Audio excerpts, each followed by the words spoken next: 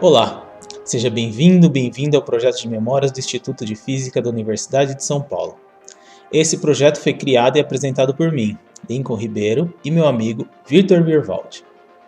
O intuito de nossa iniciativa é contribuir para a divulgação de ciência e para registrar a trajetória dos professores do Instituto, focando em seu trabalho acadêmico e área de especialização. Neste episódio, vamos entrevistar o professor Silvio Salinas, pesquisador na área de Física e Estatística, com ênfase em modelos estatísticos para transições de fase, foi diretor do IFE e é professor aposentado sênior do Departamento de Física Geral, do qual também foi diretor.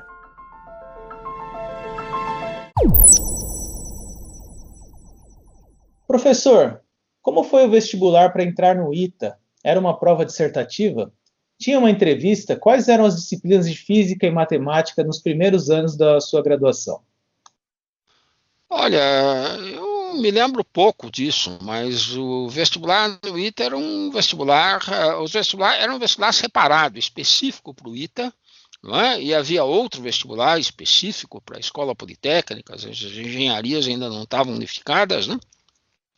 E era uma prova dissertativa, questões, certo? Tinha um dia de física, outro dia de matemática, outro dia de português, tá? Certo? Ponto final, não tinha nenhuma entrevista, absolutamente nada, era pura e simplesmente um questionário, tá? E eu vinha do interior de São Paulo, minha intenção era fazer algum curso de engenharia. Como eu entrei no ITA, eu fui logo para o ITA e iniciei o curso no ITA, nem me preocupei em fazer outras coisas, né? O que mais vocês querem saber? Como é que era o curso no ITA? Como eram as disciplinas de física e matemática que o senhor teve lá?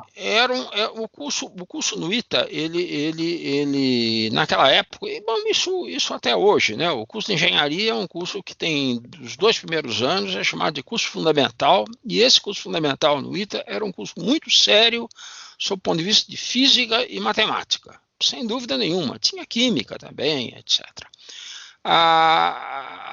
O setor de matemática do ITA, o ITA foi organizado por alguns professores estrangeiros que vieram especificamente para isso, e alguns brasileiros também. A matemática do ITA foi organizada por um americano chamado Moynihan. Esse Moynihan era um fulano que tinha uns livros, certo? E ele já tinha ido embora na minha época, não estava mais em São José dos Campos. No entanto, os assistentes, que eram pessoas jovens, formadas há pouco tempo, etc., eles tinham a orientação de seguir os livros e o texto do Moynihan. Portanto, o nível era muito bom.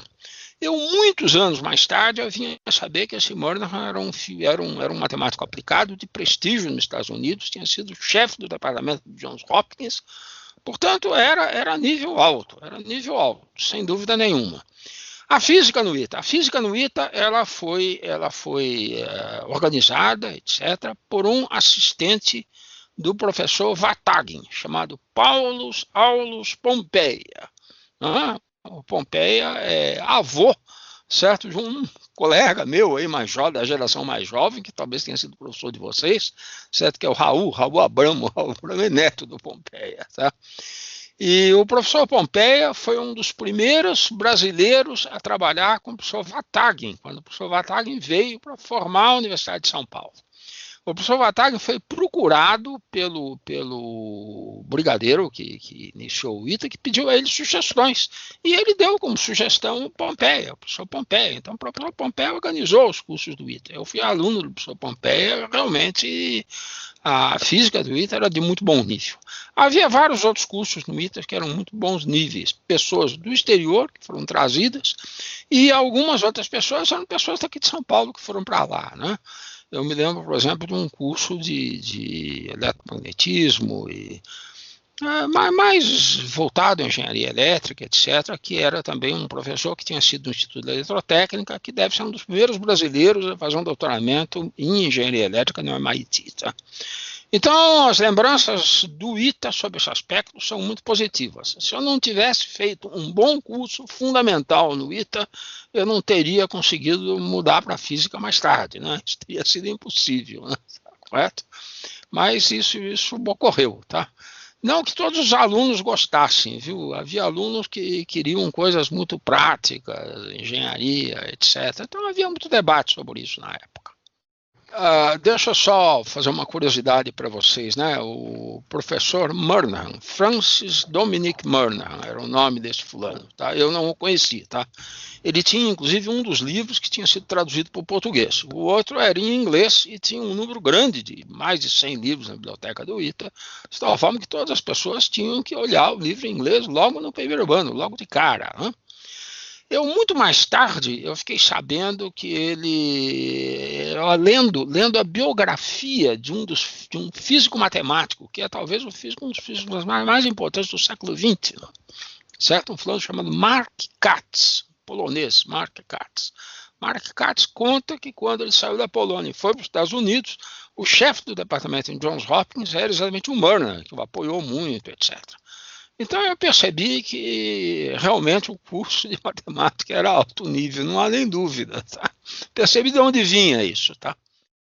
Ao entrar na USP, o senhor teve que fazer vestibular novamente e acabou cursando engenharia elétrica e física simultaneamente. Nesse período de graduação dupla, o que te levou a escolher a física como carreira? Olha, é difícil responder essa questão, mas o fato é o seguinte, eu já tinha ouvido falar da física quando eu fiz o terceiro ano do curso científico, que se chamava na época em São Paulo. Eu fiz o terceiro ano do curso científico num colégio estadual de muito bom padrão, acho que isso não existe mais, mas existia na época, né? Chamado Colégio Estadual Presidente Roosevelt, ficava na rua São Joaquim. Certo? E lá tinha alguns colegas que falavam desses cursos de física, então eu descobri que existiam outras coisas além de engenharia e eu era um fulano que gostava de matemática, física, ciências em geral. Né? Aliás, eu fui colega de colégio no terceiro ano do Colégio Roosevelt de um dos colegas meus que continua muito ativo aí, aparece, apesar de bastante idade atualmente, todos nós estamos com idade, né? O professor Fuad, né? O professor Fuad Saad, ele foi meu colega no terceiro ano científico e ele estava direcionado a fazer física, ele não ia realmente fazer engenharia, ele queria virar professor de física, fazer física, então eu sabia disso, tá? Muitos anos mais tarde, quando eu saí do ITA, eu fui saído do ITA, eu fui obrigado a sair do ITA pelos militares, né? Eu era membro do centro acadêmico, era um dos diretores do centro acadêmico, eles prenderam todo o pessoal do centro acadêmico e botaram para fora. Pô, tá? Isso, né? O ITA, em 1964, virou uma escola militar, que ele é até hoje. Ele foi se militarizando aos poucos, ele não virou imediatamente, mas eles fizeram isso, né? Não houve esse tipo de problema de ser preso e botado para fora com nenhum estudante aqui em São Paulo. Talvez um ou outro, uma grande exceção, isso não houve, mas o ITA era uma base militar, se transformou numa base militar, não era, mas se transformou. Bom, então eu vim para São Paulo e eu precisava terminar o curso superior, né? Bom, eu saí do ITA, eu estava no quarto ano do ITA, né? Portanto faltavam 2 anos, eu estava no início do quarto ano do ITA, tá? Bom, eu resolvi terminar o curso de engenharia, eu não ia jogar fora o curso de engenharia, sei lá o que era física, etc. Né? Aí eu me lembrei que eu tinha me inscrito no vestibular, na Escola Politécnica e na Faculdade de Filosofia. Eu fui ver a situação e verifiquei que eu podia usar os mesmos documentos da época, tal, que aquela inscrição era válida, tá? Correto? Então, me inscrevi no vestibular, etc., né? Tanto na Escola Politécnica quanto na Faculdade de Filosofia, inclusive porque eu não sabia se iam me dar transferência, se não iam dar, se eu ia poder ir ao ITA e pegar documentos, no ITA era melhor fazer vestibular, né? E eu fiz esse vestibular e eu acabei assistindo algumas disciplinas na física à noite. A física era à noite, tá? Eu consegui uma vaga para morar no CRUSP, legalmente, viu? Entrevista, etc, tal. Não era ocupação do CRUSP, era legal, tá? Correto? E, portanto, eu podia assistir algumas aulas à noite de física e podia fazer o curso da Escola Politécnica no diurno. Bom, o que aconteceu é o seguinte, eu gostei das aulas de física, e percebi que era tranquilíssimo terminar o curso de engenharia. O curso de engenharia, depois que você está no 4º, 5º ano, você termina por inércia, não há problema, né? Como eles demoraram muito para me liberar das matérias anteriores, dos anos anteriores na Escola Politécnica, eu avancei no curso de Física e percebi que dava para fazer. Então foi isso que aconteceu. Eu acabei fazendo, na época era possível fazer isso, fazer à noite a Física, fazer durante o dia a Escola Politécnica. Eu tive diversos colegas, né? Pessoas que inclusive vieram depois para o curso de Física que também fizeram isso. Era possível. Eu tenho a impressão que hoje essa dupla matrícula na USP é impossível, né? Mas na época não havia problemas, tá? Tudo bem? Respondi o que vocês queriam ou não, tá? Respondido. Deixa eu aproveitar para perguntar como que eram as disciplinas teóricas experimentais da física na época, professor? A parte do laboratório, os professores que o senhor teve mais contato? Não, deixa eu explicar para você o seguinte, eu só fiz, eu me lembro de ter feito apenas uma disciplina de laboratório no estudo de física, que foi uma disciplina muito interessante chamava-se, eu não me lembro o nome dela na época, mas depois passou a se chamar Estrutura da Matéria, tá? Correto? Essa disciplina é uma disciplina que tinha aulas teóricas, certo? Era física moderna, uma introdução à física moderna, tá? E tinha uma parte experimental. Todas as outras disciplinas experimentais de física 1, 2, 3 e 4, eu fiz no ITA, certo? Pedi dispensa e me dispensaram. Portanto, o que eu fiz no Instituto de Física foram disciplinas apenas do terceiro ano e do quarto. E eu tenho a impressão de que a única disciplina experimental era essa disciplina de estrutura da matéria, tá? Tudo bem? Essa disciplina tinha uma experiência, que era uma experiência, as experiências eram razoavelmente interessantes, física moderna, mais ou menos simples. Agora, tinha uma que era jogo duro, viu, pessoal? Tá? Ela deve existir até hoje. Chamava-se experiência de Millikan. Tudo bem? Essa eu me lembro, tá? Correto? Que você tem que descobrir, antes de seguir a gotinha, etc., não é? Que ia para cima, para baixo, fazer estatística, etc. Tal. E o problema é que tinha um livro na biblioteca do próprio Millikan, eu tenho a impressão, que estava tudo lá, né? Quer dizer, você lia o livro e aprendia como é que era, tá? Tranquilamente. Tá? Eu descobri esse livro e passei para alguns colegas, foi um enorme sucesso, né? Claro que os professores do curso não gostaram, mas tudo bem. Funcionou no fim das contas. Funcionou, está explicado lá, enormes, e era duro você seguir aquela gota, tá tudo bem. Tá? Essa era a parte de eletromagnetismo, né, desse laboratório. Não, eu acho que era um laboratório que tinha várias experiências. Tinha experiências, por exemplo, as raias espectrais, você estudava, etc. Isso era uma coisa curiosa, tá? Tinha outras experiências, eu não me lembro das outras experiências, mas é o único laboratório que eu fiz. Os outros cursos que eu fiz no Instituto de Física eram cursos teóricos, sem laboratório, etc. Alguns muito interessantes, tá? Certo? Mas não tinham, tá? E na Escola Politécnica eu tive que fazer alguns laboratórios de circuitos elétricos, né? De coisas que difíceis de entender. Na época ainda se usava válvula, antena, tal, tá tudo bem. Tá? O senhor lembra quais eram os critérios para ser elegível ao CRUSP e os programas de permanência estudantil da época? Isso eu não me lembro, mas eu me lembro que o CRUSP era controlado, na época em que eu vim para cá, era controlado pela universidade, mais de perto, né? E é claro que eu era elegível, porque eu vinha de uma família de classe média baixa, do interior, etc. O CRUSP tinha muita gente no interior, era um acúmulo de pessoas do interior, né? Correto? O CRUSP, ele era muito interessante, a vida no CRUSP era muito interessante, durante todo o período que eu tive lá. Certo? A partir de um momento se politizou muito, e a situação no Brasil piorou muito, aí complicou o CRUSP, né? Correto? Mas era organizado, os apartamentos eram bons, etc. Tudo bem, pô, no nível do ITA, talvez até melhor, tá? Né? Tudo bem, os do ITA arquitetonicamente eram mais famosos, né? Tinham sido projetados pelo Niemeyer, tá? Correto? Não é esse o CRUSP, mas tudo em ordem. Tá? Então o CRUSP depois disso teve muitos altos e baixos. Tem períodos piores, períodos melhores, etc. Nós nunca conseguimos ter residências estudantis organizadas como existem, por exemplo, nos Estados Unidos. Então, não sei, talvez no interior exista. Professor, como se deu o seu primeiro contato com computadores e com a linguagem de programação Fortran?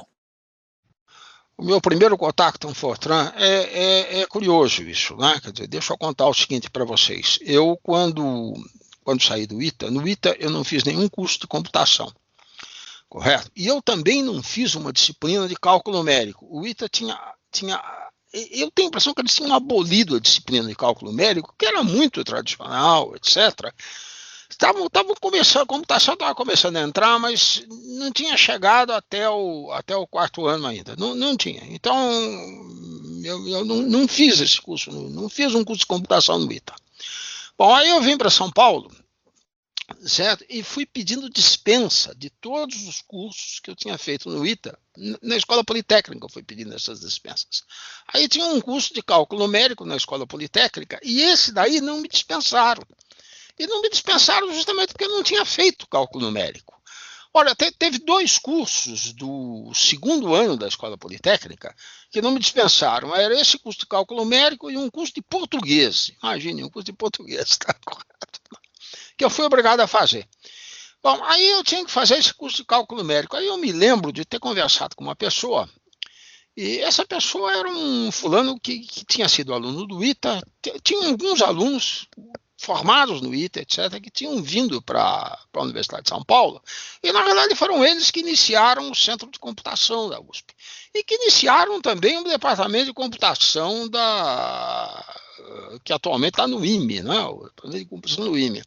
E, em particular, eu conhecia bem um fulano que já se aposentou, etc., foi professor do IME, chamado Valdemar Setzer, tá? E o Valdemar me falou, olha, eu acho que você deve fazer esse curso, porque esse curso vai ser um curso muito útil para você. Você vai aprender uma linguagem de computação e vai perceber que as coisas vão por aí, etc., né?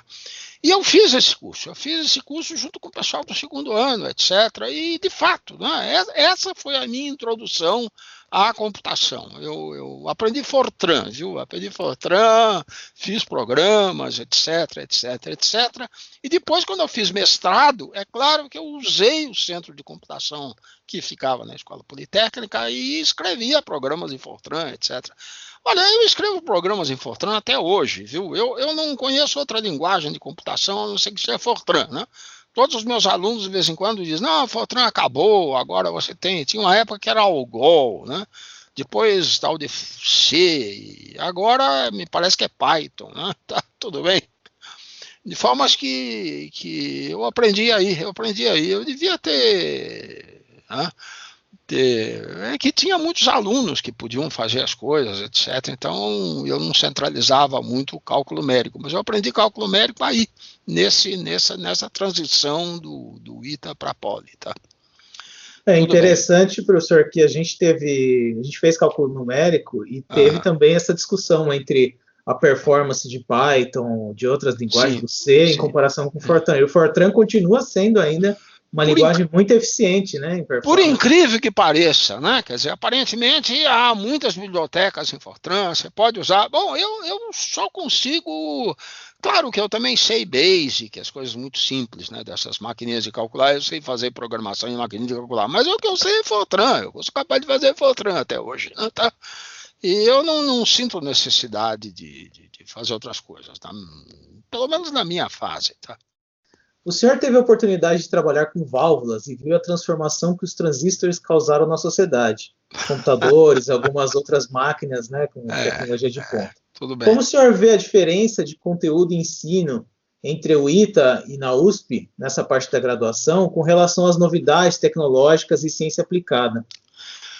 Olha, no ITA, os semicondutores, quando eu fiz o terceiro ano do ITA, o terceiro ano de eletrônica, já tinham chegado. Tinha um livro sobre semicondutores, escrito em português, por um professor francês do ITA, chamado Cassignol, Etienne Cassignol.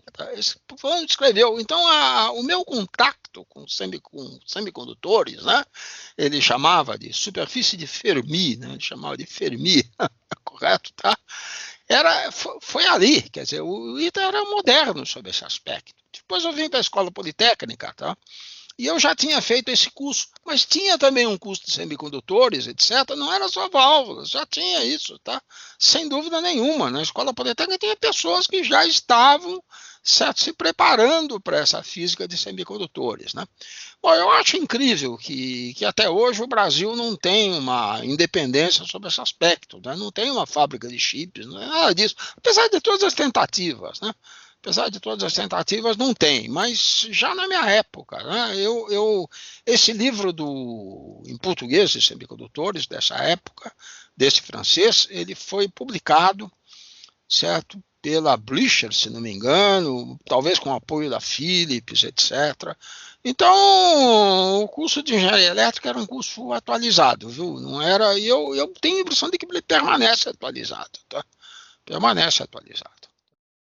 Como a sua visão mudou da engenharia, por exemplo, no estudo dos semicondutores, para a física, através da física do estado sólido que utiliza a mecânica quântica?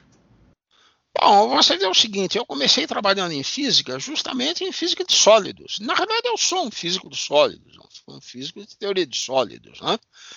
E é isso. Então, eu tive essa formação em engenharia e, como eu disse a vocês, eu tive um bom curso fundamental, né?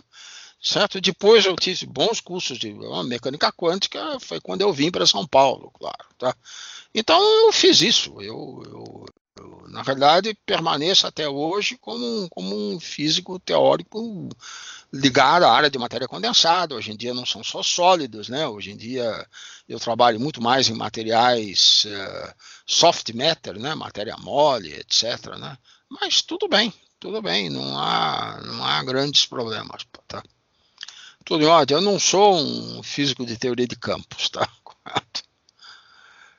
Então, o senhor viu uma diferença assim na parte de engenharia para física no seu trabalho? O que domina é basicamente a física mesmo, né, que o senhor? Sim, sem dúvida, né? Eu fui saindo cada vez mais da engenharia. Eu tenho colegas que foram cada vez mais para áreas aplicadas da engenharia e outros que não, né? Certo? E agora, a minha geração de engenheiros elétricos, né, foi muito importante no país, nas telecomunicações, né? Foram essenciais, né? Correto. Informática, num determinado momento, a informática bancária brasileira era absolutamente de ponta. Eu tenho vários colegas que foram para a informática bancária, tá? Eram engenheiros. Hoje em dia é mais pessoas formadas em computação. Tem os cursos de computação específicos hoje em dia, né? Na época não tinha, tá? Na época eram engenheiros, né? Certo? Sua tese de mestrado teve como base o seu trabalho no Laboratório de Física de Estado Sólido. Exatamente. Pode nos contar um pouco sobre o que o senhor fez lá, principalmente na área de supercondutores? Como chegou no seu assunto para o seu trabalho? Não, eu comecei trabalhando no laboratório de baixas temperaturas, né? Certo? Baixas temperaturas, trabalhando com o professor Ney Oliveira, tá? E tem indivíduos dessa época que estão lá até hoje. O professor Armando Paduan foi meu colega, está lá até hoje, né? Correto. E o que eles me propuseram foi para estudar o desempenho, a performance de uma bobina supercondutora, né? A bobina tinha sido trazida por uns franceses, tinha que ser colocada num criostato. O criostato tinha que ser mantido a temperatura de hélio líquido, né? Certo? E eu tinha que medir as características dessa bobina. Foi o que eu fiz, não, nada de extraordinário, um trabalho bem concreto, tá? Correto? E eu terminei esse mestrado em 69 era uma época muito, muito complicada, politicamente, muito confusa, etc. E eu poderia ter ficado aqui, continuar no laboratório, mas aí eu decidi que era melhor sair, etc. A situação estava muito ruim no Brasil na época, né? Aí eu fiquei um tempo grande fora e surgiu essa oportunidade de trabalhar em física teórica. Por que não, né? Eu poderia trabalhar em física teórica ou experimental, não haveria problema. Pô. Professor, como começou o seu relacionamento com o professor Goldenberg? Qual era o seu dia a dia como assistente dele na cadeira de Física Geral? Quais problemas físicos lhe interessavam para resolver naquela época? Não, olha, deixa eu me explicar para vocês o seguinte. Eu fui, naquela época, certo? As pessoas eram contratadas na USP, não havia concurso, etc. E havia o dono da cadeira, o catedrático. Né? O professor Goldenberg tinha ganho um concurso da Cátedra de Física na Escola Politécnica, não havia Instituto de Física. E o pessoal do Estado Sólido com quem eu trabalhava, em particular o professor Guimarães Ferreira, me apresentou ao professor Gondenberg. Eu não tinha sido aluno do professor Gondenberg, não conhecia o professor Gondenberg. No entanto, ele precisava de pessoas para dar aula de física na Escola Politécnica. A cadeira de física da Escola Politécnica tinha uma série de pessoas que davam aula, que eram professores de parcial. Então, a minha combinação na contratação pelo professor Gondenberg é que eu daria aula na Escola Politécnica, aula de Física 1, 2, 3 e 4, certo? Em tempo parcial, e continuaria o meu trabalho de pesquisa junto, certo, ao grupo de Física do Estado Sólido, em particular ao Laboratório de Baixas Temperaturas. Foi isso que aconteceu. Aí que eu conheci o professor Gondenberg. Eu fui assistente dele durante 2 anos, etc., dei aulas, etc., e era muito bom dar essas aulas, porque ele dava as aulas de teoria, né? Que eram aulas 2 vezes por semana, para um número maior de alunos, etc. A turma era dividida em um número menor de alunos, certo? E eu dava aula de exercícios de laboratório. Então tinha um relacionamento muito grande com os alunos, etc. Era muito interessante na época, tá? Então foi aí. Depois, quando eu decidi ir para o exterior, etc., eu falei ao professor Gondenberg que eu ia me demitir para ir para o exterior. Ele falou, não, você pede uma licença sem vencimentos, né? Ganhei, né? Tudo bem. E ele falou, você vai ver que vai ser muito bom, porque quando você terminar, você pode voltar e ter um emprego aqui, tá? Então foi o que aconteceu. Eu pedi uma licença sem vencimentos, certo? Fui para os Estados Unidos, eu fiquei muito tempo fora, fiquei quase 5 anos fora, tá? Eu voltei quando, se eu não voltasse, eu perdi o emprego, tá? Tinha um ultimátum da Secretaria do Instituto de Física. E nesse meio tempo, a cadeira de Física da Escola Politécnica, ela contribuiu para a formação no Instituto de Física. Então, quando eu voltei dos Estados Unidos, eu não era mais professor da Escola Politécnica, eu era professor do Instituto de Física. Eu nunca fiz essa opção, né? Eu sempre fui colocado no Instituto de Física, tudo bem, pô, tá?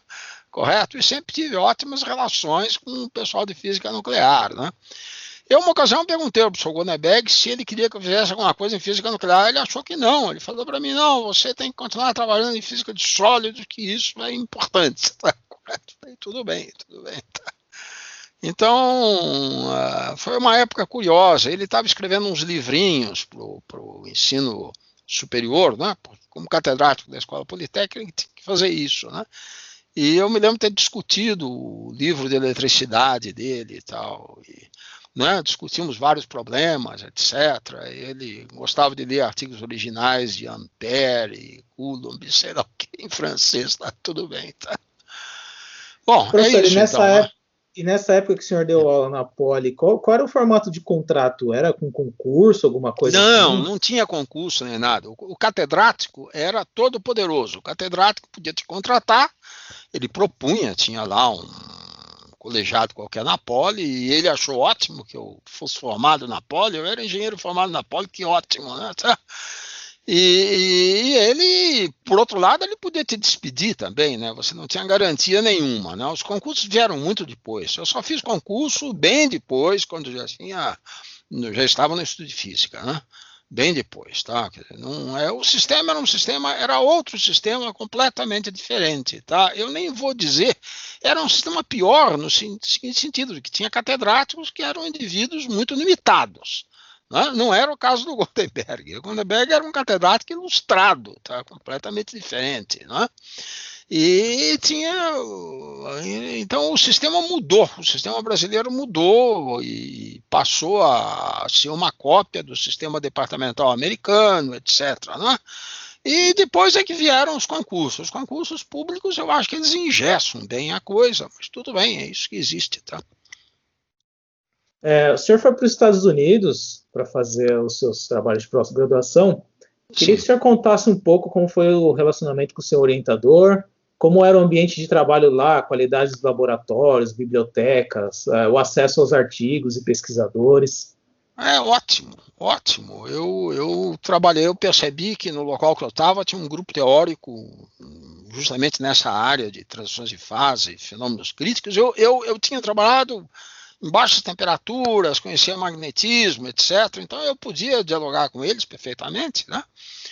E tinha algumas pessoas ótimas, excelentes, extremamente ativas e muito estimulantes. E eu pensei bem e falei, olha, já que eu estou aqui tão longe, etc., eu vou trabalhar com o melhor pessoal possível, né?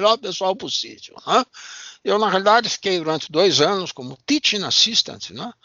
Eu recebia deles, era obrigado a dar aula, etc. Tal, mas depois eu queria terminar o meu doutoramento e eu percebi que para ter tempo para terminar o doutoramento e fazer o que eu quisesse, seria interessante ter uma bolsa brasileira. E eu consegui uma bolsa FAPESP. Eu devo ter sido um dos primeiros bolsistas da FAPESP no exterior, tá? Eu consegui isso daí, tá? Então, isso foi muito bom, foi muito bom. Eu pude trabalhar com pessoas, alguns deles ficaram meus amigos, etc. Tudo bem, eu trabalhei com gente muito interessante. Foi um período ótimo sob esse aspecto. Tá? E, professor, onde desenvolveu seu interesse por física e estatística e como surgiu a oportunidade de escrever o seu livro sobre esse assunto? Não, o meu interesse por física e estatística foi justamente ali, quer dizer, nesse período do meu doutoramento. No período do meu doutoramento, eu trabalhei com pessoas que vinham de física de sólidos, na realidade eles eram físicos teóricos de sólidos, certo? Que faziam trabalhos voltados para interpretações de transições de fase. Transições de fase era o grande assunto, né? E esse pessoal usava métodos, esse pessoal desenvolveu métodos de física e estatística, etc. Né? Então foi aí que eu me interessei pelo assunto. É claro que quando eu voltei para o Brasil, eu percebi que seria interessante assumir a disciplina de mecânica e estatística. Eu assumi 2 disciplinas, de termodinâmica e de mecânica e estatística, que ainda são separadas hoje, né? Correto? Numa visão que é uma visão bem clássica nossa, né? De que termodinâmica deve ser termodinâmica clássica, tal, e um outro curso deve ser mecânica e estatística. Então é isso. Eu tive bons professores de mecânica e estatística nos Estados Unidos, embora aqui no Brasil há trabalhos anteriores de mecânica e estatística feitos por algumas pessoas. A pessoa mais conhecida é o Chambers. O Chambers que tem trabalhos importantes, certo? Que hoje seriam considerados trabalhos de mecânica e estatística, né? E ele dava a disciplina de pós-graduação de mecânica e estatística. Não havia uma disciplina de graduação, mas havia uma disciplina de pós-graduação e ele dava essa disciplina de pós-graduação. É claro que aí ele estava fora, tal. Eu cheguei a ser aluno do Schoenberg em São Paulo, nessa disciplina de pós-graduação de mecânica e estatística. E depois foi aluno também em disciplinas de pós-graduação de mecânica e estatística dos Estados Unidos, de gente muito boa. Então, foi isso. É aí que veio o meu interesse, tá? Tudo bem? E sobre o livro, como que surgiu a ideia de escrever o livro? Foi a partir das suas notas de aula? Não, o livro, deixa eu contar para vocês, foi a partir das minhas notas de aula. Eu posso contar exatamente como é que é essa história do livro. A história do livro é o seguinte: você tem uma editora, que é a editora da USP, certo? Num determinado momento, a editora da USP lançou uma chamada para os professores da USP, pedindo que apresentassem para a editora livros que eles chamavam de college books, né? Quer dizer, que livros feitos com base nas aulas que nós dávamos. Acontece o seguinte, acontece que até aquele momento a editora da USP não tinha publicado nenhum livro com equações matemáticas, certo? Era uma editora que publicava livros na área de humanas, etc. Tal. Aliás, eu acho que o único livro que tem alguma coisa a ver com física, que tinha sido publicado há algum tempo pela editora da USP, era relacionado a problemas de ensino de física. Eu tenho a impressão que era do Greff, eu não me lembro exatamente. Bom, então as pessoas ficaram um pouco desconfiadas, né? Será que isso vai sair? Será que não vai sair? Olha, no Instituto de Física, algumas pessoas tinham material pronto, com base. Eu achava que eu tinha o material pronto, porque eu fazia notas de aula. Essas notas de aula eram mimeografadas, o famoso mimeógrafo álcool, distribuía aos alunos, etc. Tal. E eu pensei bem, falei, olha, eu junto essas notas de aula, escrevo, etc. Tal, isso é um livro. O meu colega, o Josef Frenkel, também fez um livro, na mesma época, nas mesmas circunstâncias, sobre eletromagnetismo. O Frenkel entregou o primeiro livro à EDUSP, eu entreguei logo depois, por 2 razões. Primeiro, porque tive um trabalho enorme, não é bem assim de juntar notas de aula e virar um livro, te dá um trabalho enorme. Em segundo lugar, eu perguntei à EDUSP se eles eram capazes de ver sem TEX, né? Bom, eles aceitavam, falaram, não, tudo bem, TeX, etc. TeX seria mais fácil para escrever as equações. Tá? Então eu fiz tudo em TeX e entreguei para eles. Olha, eu tive um problema enorme para checar as provas desse livro depois. Eles introduziram muitos erros, muito confuso, tal. Um problemão, acabei checando e entregando. O Frank até falou para mim, com aquele jeito dele, falou, olha, eu nunca contei isso para vocês, senão você ia desistir, tá? Correto? Eles, na verdade, não sabiam usar o TeX, usaram mal, tal, tá? Então, a primeira edição desses livros foi dura, viu? Houve outras propostas que não saíram na época. Mais tarde, teve alguns outros livros, né? O meu colega Obsor Pisa escreveu o livro de mecânica quântica, Marcelo Gomes, o livro de teoria de campos. Há outros, mas os dois primeiros foram o meu e o do Frenkel, tá? Deu muito trabalho, etc., saiu. Eu tive que corrigir muito a primeira edição e... Eles inventaram uma segunda edição, mas eles não me deixavam corrigir. Olha, é um problemão. Tá? Eu acho que a indústria melhorou muito, tá? Mas o começo foi duro. Eu não me lembro há quanto tempo faz isso. Quanto tempo faz, não me lembro. 30 anos. Faz muito tempo, tá? Correto? Então, é essa a origem do livro. É essa a origem do livro. E eu posso contar para vocês qual é a origem do livro em inglês, né? Porque na época também, porque... A jogada era escrever um livro em português. Eu ainda acho até hoje que o importante é usar a língua portuguesa, etc., sem dúvida nenhuma. Né? Correto? Mas teve um físico da minha área que viu o livro aqui no Brasil, numa reunião, um fulano bastante influente internacionalmente, etc. Né? Ele viu o livro, achou bonito, etc. E falou para mim, olha, você tem que escrever em inglês. Eu falei para ele, tudo bem, eu posso escrever em inglês, mas desde que você me arrume uma editora. Ele falou para mim, não, eu vou te arrumar uma editora. Bom, eu pensei que isso fosse uma brincadeira encontrou comigo, acho que estávamos numa reunião em Porto Alegre, sei lá onde, e tal. Um mês depois ele me manda um e-mail, na época eu já tinha e-mail, dizendo, arrumei a editora, agora você tem que produzir o livro. Bom, deu outro trabalhão, tal, mas na época eu era diretor do instituto e tinha um certo tempo para me esconder e fazer isso. Foi o que eu fiz, tá? Correto? Então, foi um desses primeiros livros de autores brasileiros, etc., publicados pela Springer, e está aí até hoje. Reflete um pouco a física estatística de equilíbrio das transições de fase, né? O que era importante na época. Hoje em dia mudou, né? Eu precisaria atualizar o livro, mas eu não tenho mais energia para isso. Tá? Tudo bem? Legal. Inclusive, a gente usou o seu livro, professor, no curso de mecânica estatística. Compramos, temos as cópias aqui. Tem umas cópias aí.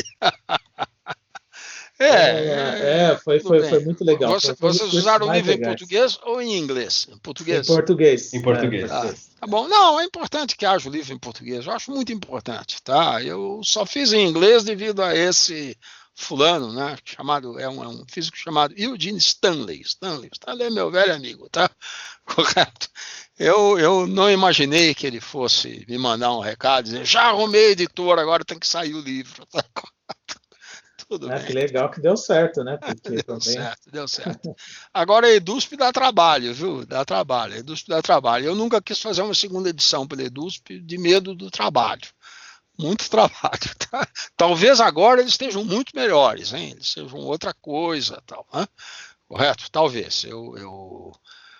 Na época era duro. Tá?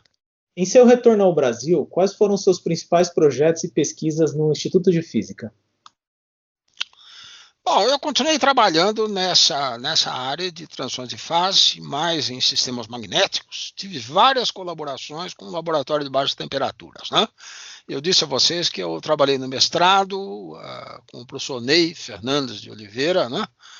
Que é ligeiramente mais velho do que eu, ele é um pouquinho mais velho. Quando eu voltei, eu tive várias colaborações com ele, certo? E com pessoas que estavam associadas a ele, o professor Carlos Becerra, que está aposentado, o professor Armando, que está aposentado. O Armando foi meu colega de turma, terminou o curso comigo. Tá?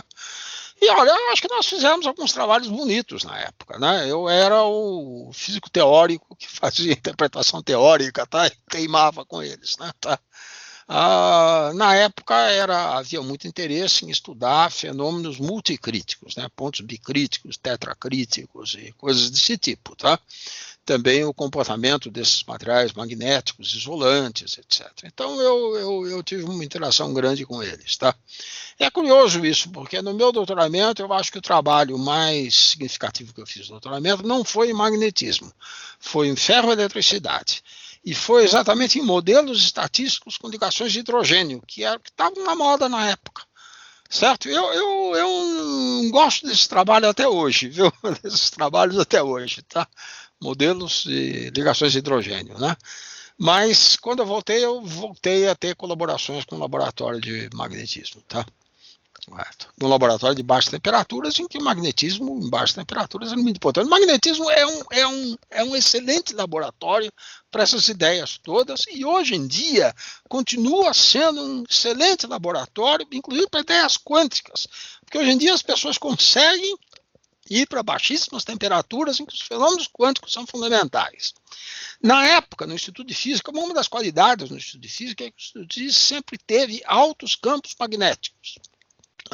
Os campos magnéticos eram altos, o professor Ney Oliveira botava aquilo para funcionar, espero que esteja funcionando até hoje, tá correto? Tínhamos bobinas supercondutoras parrudas, então era possível ver muita coisa devido aos altos campos magnéticos, tá?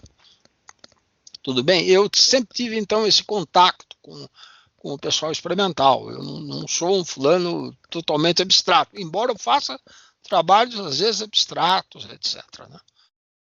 Conte-nos um pouco também sobre a sua experiência administrativa no IFUSP, a parte burocrática, as dificuldades de orçamento e organização das pesquisas. Como que era isso? Bom, aí é complicado contar sobre isso, né? Quer dizer, eu fui diretor do instituto, que chegou a minha vez para ser, etc., né? E tudo bem, acho até que uma época um pouco melhor, em que havia mais recursos e as coisas fluíam melhor, né? Eu acho que atualmente é terrível. Atualmente nós estamos passando por uma fase muito, muito dura sobre esse aspecto, né? Você sabe, né, que conseguir bolsas hoje em dia, e empregos, etc., a barra é pesadíssima, né? Eu tive uma época um pouco melhor, tá? Tudo bem? Inclusive, a gente, na entrevista com a Ana Regina, ela falou exatamente isso, que na época dela era muito mais fácil ter as oportunidades para trabalhar na área mesmo, né, de física e conseguir os estágios, iniciação científica. Eu estou muito preocupado com isso, que vai ocorrer nesse país, né? Correto? Vocês sabem que nós, durante muitos anos, lutamos para ter um Fundo Nacional de Desenvolvimento Científico e Tecnológico, FNDCT, e todos os últimos governos, os últimos 10 anos, acabaram contingenciando o FNDCT. Agora tenta-se passar na Câmara um projeto para não haver contingenciamento do FNDCT. O presidente vetou. Né? Então, a luta é dura, né? A luta é dura, né? E mesmo aqui em São Paulo, vocês veem aqui em São Paulo, foi duro explicar para o governo estadual que não dá para contingenciar recursos das universidades, da FAPESP, etc., né? Tudo bem? Então, nós estamos numa fase complicada. Eu, felizmente, fui diretor de uma época melhor sobre esse aspecto. Como professor sênior, quais os projetos o senhor está envolvido atualmente? Olha, deixa eu dizer o seguinte, eu continuo envolvido em alguns projetos de pesquisa na área de soft matter, né, de cristais líquidos, etc., coisas que eu já venho fazendo. Tudo bem, tá? Agora, além disso, há alguns anos, eu me ofereci para editar a Revista Brasileira de Ensino de Física.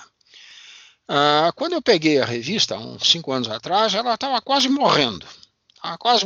Tá? Eu acho um absurdo, eu acho que essa revista é uma revista que devia ser mantida, que ela tem uma repercussão grande, não na física mais de ponta no país, mas no que se faz no interiorzão, em termos médios e daí para diante. Isso me toma bastante trabalho, viu? Isso toma bastante trabalho. Para vocês terem uma ideia, a Revista Brasileira de Ensino de Física, que está totalmente indexada no Cielo, e em alguns índices internacionais, não totalmente, mas em alguns. Eu estou recebendo hoje mais de um artigo novo por dia. Mais um artigo novo por dia. É claro que eu tenho que olhar esse material, eu tenho que descobrir relatores, referis, etc., julgar se publico ou não publico, etc. Né?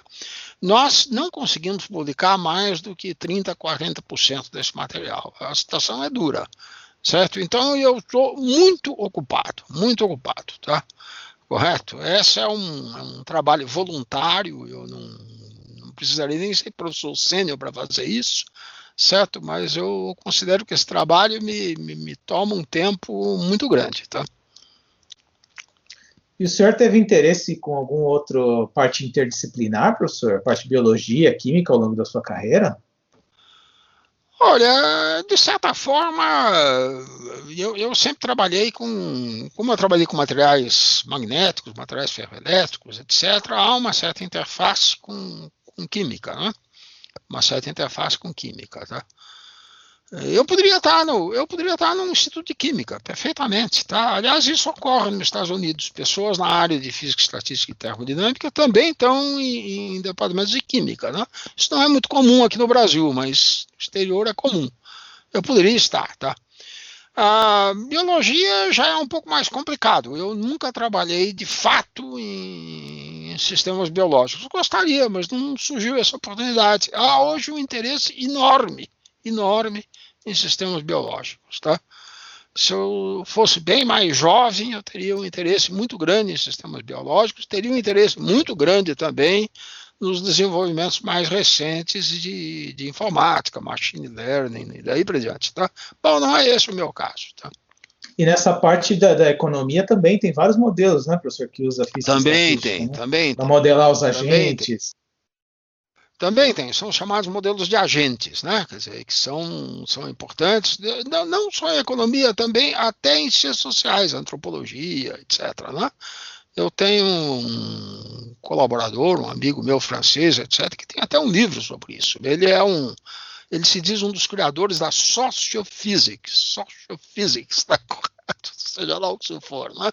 No fundo, ele usa modelos de agentes, etc.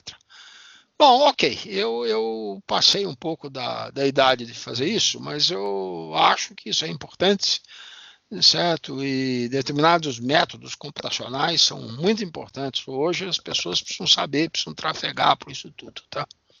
Vivemos hoje um momento de questionamentos sobre vacinas, aquecimento global e inclusive alguns fatos bem estabelecidos da física. Isso ocorre apesar dos imensos avanços no acesso público à informação, ou seja, artigos, livros e aulas sobre todas as áreas de conhecimento. Em sua opinião, professor Salinas, quais os desafios da universidade em difundir o conhecimento científico em uma sociedade com tantas mazelas como a brasileira? E como melhorar o acesso e entendimento do que fazem os cientistas? Essa é uma pergunta complicada, realmente, né? É incrível, né? Quer dizer, com a difusão tão grande de informações, redes sociais, etc., a gente acaba difundindo também ignorância, né? O fato de negativismo, etc., posturas anticientíficas e daí para diante, tá? Essa é uma pergunta que todo mundo se faz no mundo, né? Eu estou preocupado com isso e tenho pensado sobre isso. Eu sou leitor do New York Times, né? Tá correto. Então, eu vejo a profusão de debates sobre essa questão que aparecem nos Estados Unidos, né? Correto? Eu não sei o que eu posso acrescentar para vocês. É óbvio que na sociedade contemporânea, que é uma sociedade, as indústrias serão robotizadas, o trabalho será um trabalho muito eletrônico, etc. Você tem que ter pessoas com um nível de educação, de conhecimento, etc., muito maior. Nesse aspecto, nós estamos atrasadíssimos, né? Certo? Atrasadíssimos. Né? O investimento em ensino no Brasil é um desastre. Né? Então, eu não sei. Correto? Tudo bem? É difícil responder isso. E é um contraste muito complicado, porque a gente faz ciência de ponta na física, né, professor? Enquanto as nossas escolas são terríveis, né? Aí que está o problema. Esse é um problema que sempre ocorreu. Nós temos que continuar fazendo ciência de ponta. Não tem nem dúvida. Nós não podemos abrir mão de fazer ciência de ponta. Por outro lado, o grande problema num país como o Brasil é que, ao mesmo tempo que nós fazemos serviço de ponta, nós temos que melhorar muito as nossas escolas elementares. Tem que fazer tudo ao mesmo tempo. Fazer tudo ao mesmo tempo, tá? Quem tem reflexões interessantes sobre isso é o professor Cristóvão Buarque, que é reitor de Brasília, etc., tal, né? Que pensa muito sobre essa questão da educação, tal, tem reflexões sobre essa questão. Nós temos no Brasil a obrigação de fazer os dois, de ter a ciência de ponta e a ciência de ponta rigorosa, absolutamente com rigor, e, ao mesmo tempo, ter um enorme esforço em educação básica, né? Esse é o nosso desafio, não tem dúvida, tá? Certo? Não tem dúvida. E alguns países do hemisfério norte também vão ter que melhorar muito o seu sistema educacional, né? Tá? Não é só o Brasil. Inclusive isso tem impacto também para formar os alunos da graduação, né, professor? Porque eles chegam com um conhecimento bem raso, né, para fazer o curso de física, né? Sem dúvida. Isso então a gente tem que ir com calma, etc. Os cursos têm que ser cursos acessíveis, em que as pessoas não desistam, que as pessoas continuem, né? Quer dizer, não adianta dar um curso de nível altíssimo para 1% dos alunos, né? E aí você vai formar, é importante formar esses 1% dos alunos? Claro que é, certo? É importante ter atividades de ponta, não tem nem dúvida que é. Mas, por outro lado, você não pode esquecer a massa de alunos, etc., que vão atuar no país, né? Nós temos que fazer os dois, temos que fazer tudo. Por isso que se exige muito de nós, mas isso a gente tem que fazer. Não pode ficar de um lado só, tem que ter um espectro amplo, né? Tudo bem? Então, você vê, a minha colaboração nessa Revista Brasileira de Ensino de Física é um pouco por aí, né? Eu acho que eu tenho que continuar colaborando. Eu tenho medo de parar de colaborar e esse negócio não existe. Tudo bem, pô, tá? Há outras iniciativas desse tipo, tá? E essas iniciativas têm que ser feitas com rigor, sem dúvida nenhuma, com rigor, com qualidade, etc., né? Rigor e qualidade tem que ter em tudo. Não há nem dúvida, tá? Bom, senão é enganação, senão você está contribuindo para o atraso, né?